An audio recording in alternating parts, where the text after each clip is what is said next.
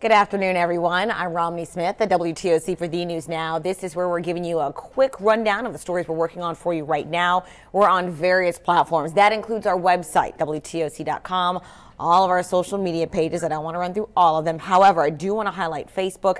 That's where you can actually interact with me live, say hello, give a shout out of where you're watching from, ask a question, and I'll do my very best to answer it for you. And if I can't, no worries. I can always go back afterward in the comment section and get you a link to get you closer to the answer that you're looking for. So far, hello to Annette Gonzalez, Sherry Scott, Felicia Evans, Nicole Jackson, Peggy Hart. So many of you joining us, and we certainly appreciate it. Okay, so right now we're following a story about a teenager under arrest for a deadly shooting. It happened in Savannah. A driver was found fatally shot in a crashed car on Sunday evening.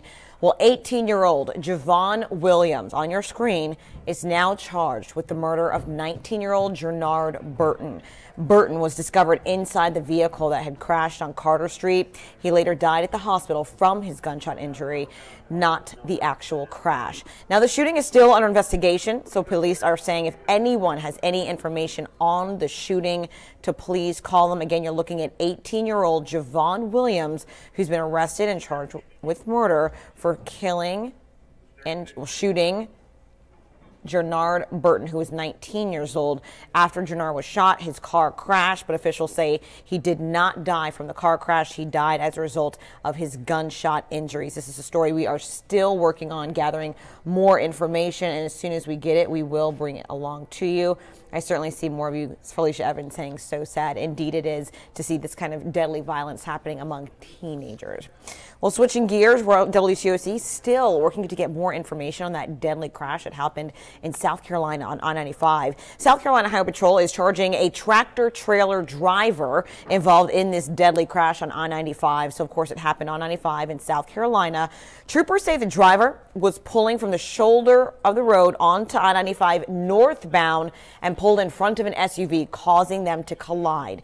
The driver of that SUV died. The tractor-trailer driver was not hurt, but has been charged with failure to yield the right-of-way. So that's what happened up in South Carolina. Also, switching gears right now, it's hot this morning, but there is still a chance for rain this afternoon. WTOC meteorologist Cutter Martin has more.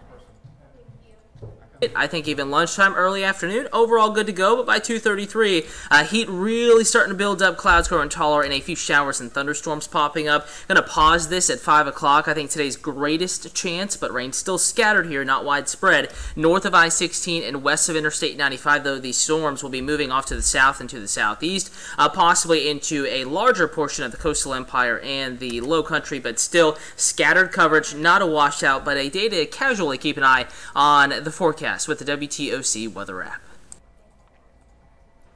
All right, I want to get back to Facebook. Happy Thursday, coming from Edwana Reddick. Thank you so much for weighing in. Kathy McKinney saying good afternoon to everyone. Appreciate you guys joining us. Hey, speaking of weather, we have some good news for you. At least I think it's good news. NOAA, the National Oceanic and Atmospheric Administration, saying there may be fewer hurricanes this season thanks to El Nino. Take a look at the iPad right now. This is what they tweeted out earlier. So basically, this is a nice little infographic, an August 9th update. So this just coming out today, now saying we have a 60% chance of a below normal season. That's great. 30% chance it'll be near normal and 10% that it will be above normal for the season probability. Here's what I want to focus on, though. Named storms, 9 to 13 of them.